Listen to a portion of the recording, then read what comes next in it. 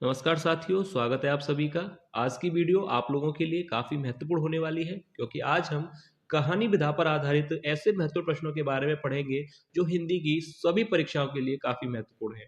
तो आप सभी वीडियो को जरूर देख लीजिएगा। अगर वीडियो आपको पसंद आए तो वीडियो को लाइक जरूर कीजिएगा। तो चलिए वीडियो को शुरू करते हैं और देखते हैं आज का हमारा पहला प्रश्न।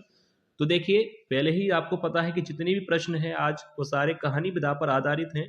तो इसी क्रम में पहला प्रश्न है, हिंदी की प्रथम कहानी है ऑप्शन क पूस की रात, या ऑप्शन ख आत्माराम, या ऑप्शन ग इंदुमती, या ऑप्शन घ कलाकार का दंड। तो देखिए, चार विकल्प हैं यहाँ पर, पूस की रात, आत्माराम, इंदुमती या कलाकार का दंड। तो देखिए, हिंदी की प्रथम कहानी किसे माना जाता है? तो ये प्रश्न काफी महत्वपूर्ण प्रश्न है, ध्यान से इसका आंसर देख लीजिएगा। हिंदी की प्रथम कहानी मानी जाती है इंदुमती को। ठीक है, याद रखिएगा, हिंदी की प्रथम कहानी है इंदुमती। अगर प्रथम कहानी है तो इसके प्रथम कहानीकार भी होंगे। देखिए, अगला प्रश्न है, हिंदी के प्रथम कहानीकार हैं। अगर हिंदी की प्रथम कहानी इंदुमती है तो हिंदी के प्रथम कहानीकार कौन है? तो देखिए, विकल्प है यशपाल, या किशोरी लाल गोस्वामी, जयशंकर प्रसाद, या माधव प्रसाद मिश्र।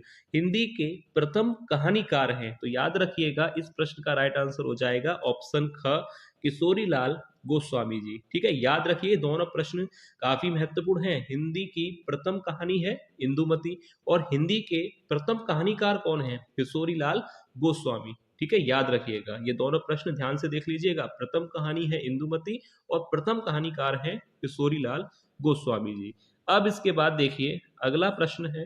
देखिए, अगला प्रश्न, प्रेमचंद के समकालीन कहानीकार हैं। कितना शानदार प्रश्न है। प्रेमचंद के समकालीन कहानीकार हैं। ऑप्शन क अंबिका दत्त व्यास, या ऑप्शन ख चंडी प्रसाद सिंह, या ऑप्शन ग जयशंकर प्रसाद, या ऑप्शन ग महागव प्रसाद मिश्र। तो देखिए, मुंशी प्रेमचंद के समकालीन कहानीकार हैं। तो यहाँ पर राइट आंसर क्या होगा? कौन सा विकल्प सही होगा? विकल्प ग, यानी ऑप्शन ग यहाँ पर बिल्कुल सही आंसर हो जाएगा, जयशंकर प्रसाद। मुंशी प्रेमचंद के समकालीन कहानीकारों में जयशंकर प्रसाद का नाम आता है। तो याद रखिएगा ऑप्शन ग यहाँ पर बिल्कुल सही आंसर होगा। अब इसके बाद देखिए, अगला प्रश्न है। अगला प्रश्न है कि कहानी उसने कहा था किसने लिखी है? कहानी उसने कहा था किसने लिखी है?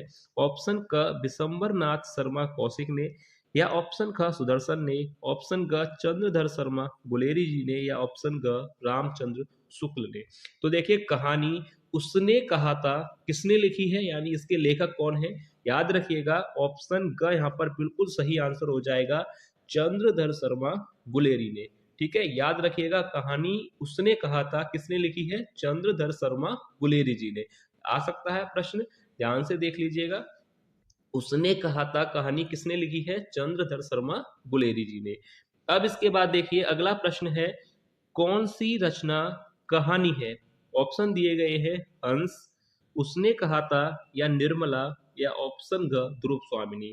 तो देखिए, कौन सी रचना कहानी है? तो अभी पहला ही प्रश्न आपने पढ़ा था कि उसने कहा था कहानी के रचनाकार कौन है? चंद्रधर शर्मा गुलेरी। तो यहाँ पर विकल्प का राइट हो जाएगा, उसने कहा था एक जो है कहानी है और इसके जो कहानीकार है वह है चंद्रधर शर्मा गुलेरी। ठीक है, अब इसके बाद जो बाकी विकल्प हैं इनके बारे में भी बता दूं। अगर निर्मला की बात की जाए तो ये मुंशी प्रेमचंद का उपन्यास है। ध्रुव स्वामिनी की बात की जाए तो ये एक नाटक है और इसके नाटककार कौन है? वह है जयशंकर प्रसाद जी। ठीक है, याद रखिएगा, ध्रुव स्वामिनी एक नाटक है जो कि रचनाकार है जयशंकर प्रसाद जी, और निर्मला मुंशी प्रेमचंद जी का उपन्यास है, और हंस क्या है? एक पत्रिका, और इस पत्रिका का संपादन किसने किया था? मुंशी प्रेमचंद जी ने। तो आपको ये चारों ही विकल्प बिल्कुल समझ में आ गए होंगे। अब इसके बाद देखिए, अगला यहाँ पर प्रश्न आपसे पूछा गया है, हरकू पात्र किस कहानी से संबंधित है? हरकू पात्र किस कहानी से संबंधित है? ऑप्शन क बलिदान, या ऑप्शन ख आकाशदीप, या ऑप्शन ग प्रायश्चित, या ऑप्शन ग समय। तो इन चार विकल्प में से सही विकल्प कौन सा होगा कि हरकू पात्र किस कहानी से जुड़ा है, यानी किस कहानी का यह पात्र है हरकू? तो देखिए, यहाँ पर जो है सही आंसर क्या होगा, बताइए किस कहानी से जुड़ा हुआ है ये? ऑप्शन क राइट हो जाएगा, बलिदान कहानी से। याद रखिएगा, हरकू पात्र किस कहानी का है? किस कहानी का है? बलिदान का। ठीक है, बलिदान कहानी का पात्र है। अब इसके बाद देखिए अगला प्रश्न है, राहुल सांकृत्यायन की प्रसिद्ध कृति बोलगा से गंगा है। ऑप्शन का उपन्यास है या कहानी संग्रह है, आत्मकथा है या निबंध संग्रह है। तो राहुल सांकृत्यायन की प्रसिद्ध कृति बोलगा से गंगा एक कहानी संग्रह है, तो ऑप्शन ख यहाँ पर बिल्कुल सही आंसर होगा, याद रखिएगा। अब इसके बाद देखिए अगला प्रश्न है, देखिए निम्नलिखित में से कौन सी कहानी चंद्रधर शर्मा गुलेरी की है। ऑप्शन क पुरस्कार, ऑप्शन ख पूस की रात, या ऑप्शन ग वसीयत, या ऑप्शन घ उसने कहा था। तो देखिए चार विकल्प दिए गए हैं, तो यहाँ पर सही आंसर क्या होगा, चंद्रधर शर्मा गुलेरी की कहानी कौन सी है। यहाँ पर याद रखिएगा ऑप्शन घ बिल्कुल सही आंसर हो जाएगा, उसने कहा था। बार बार ये प्रश्न रिपीट हो रहा है तो ध्यान से सुन लीजिएगा। उसने कहा था कहानी है और इसके जो कहानीकार हैं वह हैं चंद्रधर शर्मा गुलेरी। तो यहाँ पर ऑप्शन घ बिल्कुल सही आंसर हो जाएगा। अब बाकी जो तीन यहाँ पर विकल्प हैं इनके बारे में भी हम पढ़ लेते हैं। देखिए पुरस्कार एक कहानी है और इसके जो कहानीकार हैं वह है जयशंकर प्रसाद जी। तो यहाँ पर पहला आपको समझ में आ गया, जयशंकर प्रसाद की कहानी है पुरस्कार। अगर पूस की रात की बात की जाए तो यह मुंशी प्रेमचंद जी की कहानी है, यानी मुंशी प्रेमचंद जी के द्वारा लिखी गई है। अगर वसीयत की बात की जाए तो यह भी एक कहानी है और इसके जो कहानीकार हैं वह हैं भगवती चरण वर्मा जी। तो याद रखिएगा तीनों के बारे में मैंने आपको बता दिया है कि पुरस्कार जयशंकर प्रसाद, वसीयत भगवती चरण वर्मा और पूस की रात मुंशी प्रेमचंद।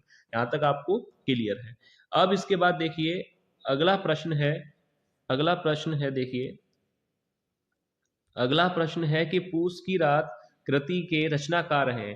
ऑप्शन क मुंशी प्रेमचंद, या ऑप्शन ख यशपाल, या ऑप्शन ग महादेवी वर्मा, या ऑप्शन घ सुदर्शन। तो देखिए पूस की रात कृति के रचनाकार कौन है, अभी इस प्रश्न के बारे में हमने पढ़ा था। तो राइट आंसर हो जाएगा पहला ही यहाँ पर सही हो जाएगा, विकल्प ऑप्शन क मुंशी प्रेमचंद। पूस की रात कहानी के जो रचनाकार हैं वह है मुंशी प्रेमचंद जी। ठीक है, याद रखिएगा, सरल प्रश्न है। अब इसके बाद देखिए अगला प्रश्न है, बहादुर नामक कहानी के कहानीकार हैं। ऑप्शन क फणीश्वर नाथ रेणु, या ऑप्शन ख अमरकांत, या ऑप्शन ग जैनेन्द्र, या ऑप्शन घ शिव प्रसाद सिंह। तो यहाँ पर राइट आंसर क्या होगा कि बहादुर नामक कहानी के कहानीकार कौन है। तो याद रखिएगा बहादुर नामक कहानी के जो कहानीकार हैं वह है अमरकांत, यानी ऑप्शन ख बिल्कुल सही आंसर हो जाएगा, अमरकांत जो कि बहादुर कहानी के लेखक हैं।